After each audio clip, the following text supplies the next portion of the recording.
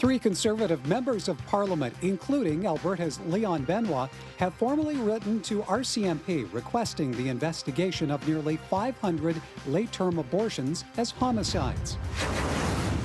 The abortions resulted in live births, which some say means the babies are human beings and their subsequent deaths should fall under the criminal code. With no laws against abortion in Canada, others say the issue is closed. At what point does the termination of pregnancy test Canadian laws? And are Albertans ready for a new debate on abortion? And joining us this evening, Tracy Bailey, adjunct professor at the John Dossiter Health Ethics Centre, that of course at the University of Alberta. Welcome back to Alberta Primetime. Thank you. And in Toronto this evening, Jonathon van Maren, communications director for the Canadian Centre for Bioethical Reform. Jonathon, good evening to you as well. Good evening. Jonathon, we'll start with you. The statistics the three members of Parliament are referring to in their letter, that 491 late-term abortions resulted in live births and subsequent deaths. Right. That initially came to life in a pro-life blog. Why is this now entering a political arena? Well, basically because the abortion debate, politically speaking, has been loud and muted at the same time. There's been a lot of backbenchers discussing it, a lot of backbenchers pushing it, like Stephen Woodworth and to some degree Mark Warawa with his gender selection motion. But here's something that relates to abortion, because these babies were born alive after an abortion procedure. There's a very little known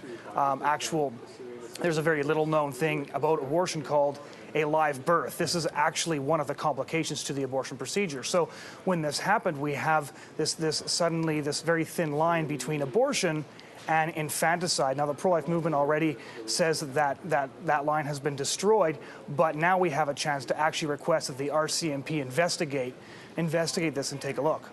Tracy, how thin is this line between abortion and birth? Because the MPs are arguing because the fetus has emerged fully from the womb alive, they are thus persons and should be entitled to protection under the criminal code. What do you make of that position? Well, I think we should go back to the blog that these MPs are relying on, and it's true that if you look at that blog and what it says on it, it's talking about live births.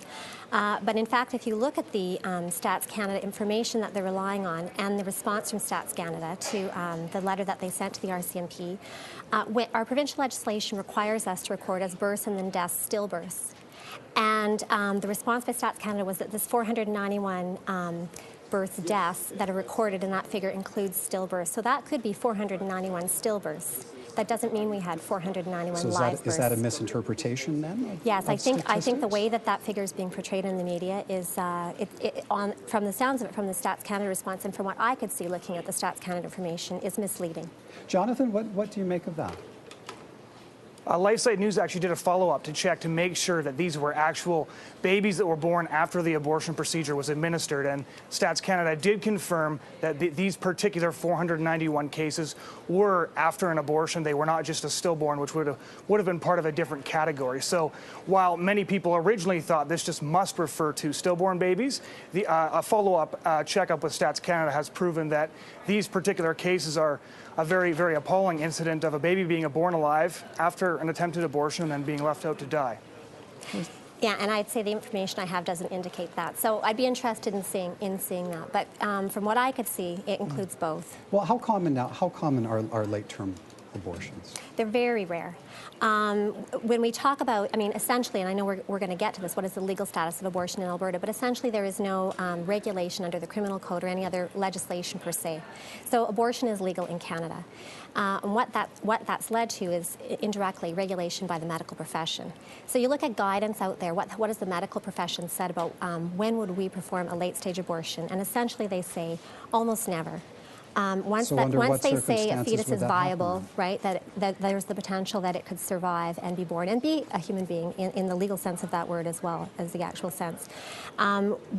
We see them looking at over 20 weeks gestation, over 500 grams of weight, and that's what we need for it to qualify as a late-stage abortion. It would be offered only in cases where the mother's health was at serious risk, her life or health, or there was a serious fetal abnormality, where, for example, a fetus was going to be born and die shortly after birth in any event. So then that's at the discretion then of the medical professional. Yes, but it would be offered rarely. And, you know, taking into account those things that I just mentioned. Is there a serious risk to the mother? Is there something very seriously wrong with the fetus? Jonathan, how confident are you in the medical profession to handle this responsibility properly? Well, I think that we can cite examples that directly fly in the face of what the other guest is saying. While, yes, the vast majority of late-term abortions are due to a number of different things, what we really have is a situation where it is legal, and thus, at times, healthy and viable late-term babies are actually aborted. We know of a case out east where a baby with cleft palate was aborted at past 30 weeks. We have another example of a baby out west that was aborted quite late in pregnancy because of a very, very minor injury on his or her foot. So while, yes, some babies are aborted because they would have died anyways, and I would point out here that no ethically coherent human rights code allows us to kill somebody based on their projected lifespan, I really think that we need to take a serious look at what is happening in Canada and come to terms with the fact that babies are being aborted for a number of reasons. Some of them the public considers justifiable. I would not. And some of them the public would consider unjustifiable. But we need to have legislation that restricts these practices, even if, for the very bare minimum, we can actually have oversight and we can actually take a look at these things. Unjustifiable cases, Tracy? Well, I have seen no evidence of that happening in Canada. So I've presented, you know, what I know of to be the situation in Canada, and that would be late-term abortions. I mean, after the fetus is deemed viable, would only be offered in certain circumstances, and that's not a matter of law, but it's a matter of practice and a matter of professional ethics and a matter of a decision between a woman and her physician and her healthcare team. All right. Up next, is there enough here to reopen the abortion debate in Canada, and what would it take to trigger a change in law? Tell us what you think by following the contact links at albertaprimetime.com. More with our guests after the break.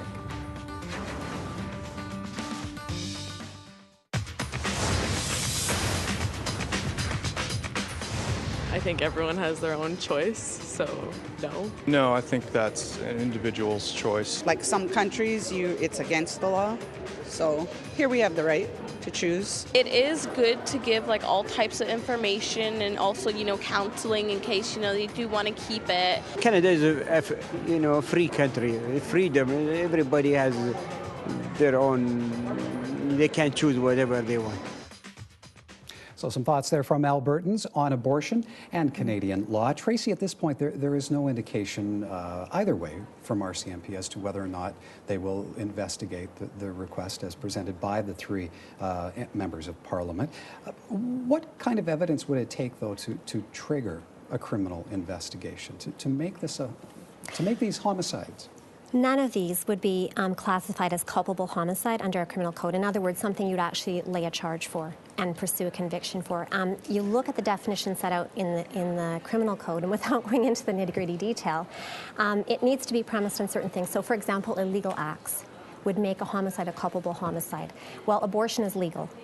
So if you had a fetus that happened to be born, and now we're talking with legally a human being, you're going to treat that like you would any other human being baby that's now alive and born. So you're going to assess what's its condition. You know, is it reasonable to take steps to try to preserve that life? Is it reasonable to allow that baby to die? You're going to treat it like any other human being, as I say. For a failed abortion to turn into a homicide, you would need to take active steps to actively kill that baby when it would be inappropriate to do so. And we've heard absolutely zero evidence of that happening anywhere in Canada. I would say the RCMP are quite wise to remain silent on this issue and would be, in my opinion, foolish to pursue an investigation into these cases. So you don't expect to hear anything back? There would be no reason. It does not fall within the definition of culpable homicide in the criminal code. Jonathan, how do you feel RCMP will respond to this?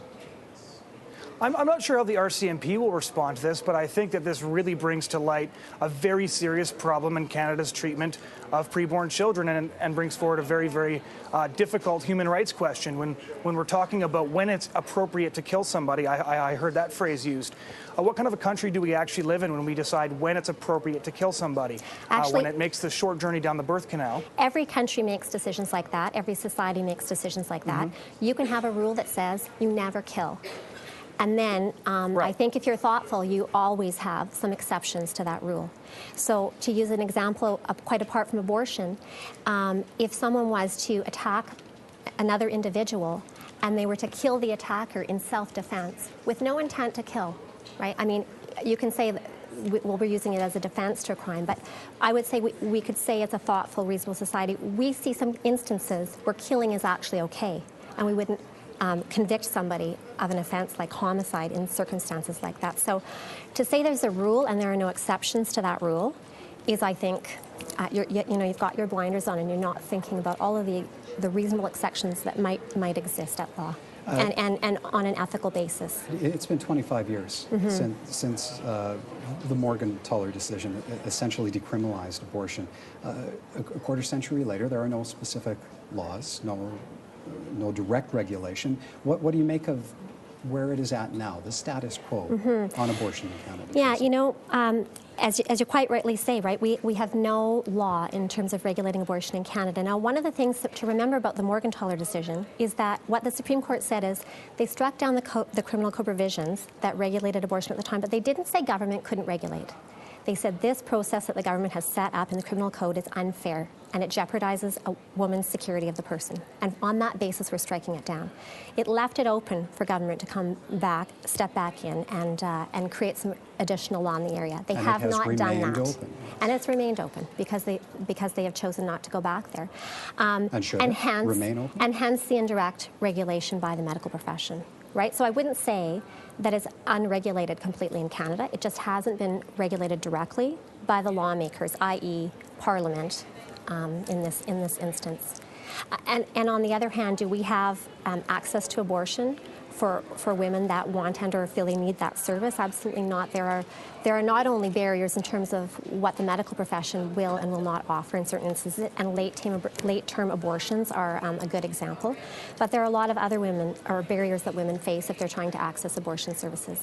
Geographical barriers, cost barriers, barriers running into healthcare practitioners that fail to provide, in some instances, timely information to them about their options. So whether you're pro-choice or pro-life, you're still, to a degree, facing an uphill battle. You may be, depending on your situation.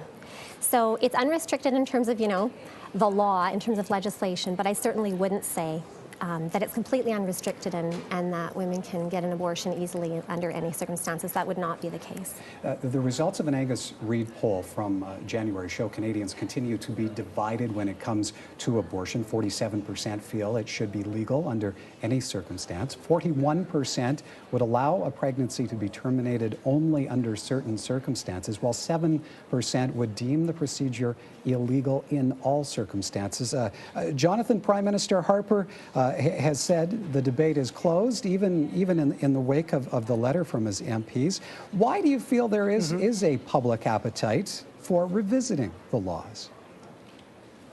Well, mainly because I think that Canadians do recognize that when we're the only Western nation that has no restrictions on abortion whatsoever, no enforceable restrictions, that is, besides what certain medical professionals decide to do, I think Canadians recognize that that does put us out of step with the rest of Western civilization, and that we really do need some laws. And regardless of the fact that most people say, well, we haven't heard any specific examples of late-term abortions of viable and healthy fetuses. These examples do exist. They've been cited in even the National Post. Jonathan Kay cited a Quebec blogger, and I would really encourage people to go out and take a look for this information. There are babies that are being aborted in Canada at late stages, and there are babies that are being left to die after being born alive. I think that's a travesty. I think Canadians recognize that, and I think that that's why they want to have a discussion that every other Western country has already had. Is that appetite there? Tracy, do you feel? Well, given the results of the survey you mentioned, and there have been a number of others like that, it's true. I mean, we tend to talk about abortion as this polarized thing, right? There's the pro-choicers and there's the pro-lifers, but there are a lot of Canadians that are probably somewhere in the middle. And depending on where you are on that spectrum, you might think that there should be some minimal restrictions put into place. You might think that there should be, some quite severe restrictions put into place. It's definitely, as a society, something, worth discussing. Obviously, the government doesn't want to go there, but we can, question what are the motivations behind that. Well, Jonathon, I'm afraid we're running out of time, but are we at the point, though, of reigniting this debate over abortion in Canada? I think we really are, because the people, the Canadians on the streets that we meet with as members of our organization are already talking about abortion. Many, many different people are already having an abortion debate. Just because Stephen Harper says it's closed, that doesn't mean it's closed at all. It just means he won't talk about abortion. Folks, thank you kindly for your thoughts this evening. Appreciate the discussion. Tracy Bailey is adjunct professor at the John Dossiter Health Ethics Centre, and Jonathon Van Maren, communications director for the Canadian Centre for Bioethical Reform.